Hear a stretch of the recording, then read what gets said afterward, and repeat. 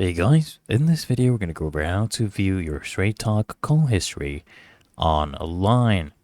Now, the only way for you to do this, guys, you need to be an active customer that's actually seeking your own call detail records.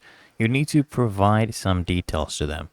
So you need to give them a signed, sworn statement, basically attesting under the penalty of perjury that you are the owner or customer for the subject telephone number and you're actually requesting copies of your call detail records, and the statement must include your name, your full street address, and the phone number and serial number of the phone in question, and also a legible, photocopy of the back of the phone showing the serial number.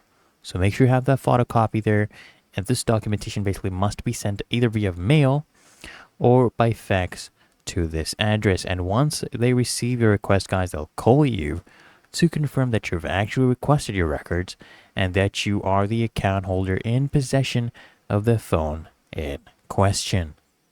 So you can pause this video and note this down, okay? But otherwise, it's really that easy and simple. So I hope this guide provided value to you, and if it did, consider smashing that like button, as well as subscribing to frequently asked questions, and I'll see you in the next one.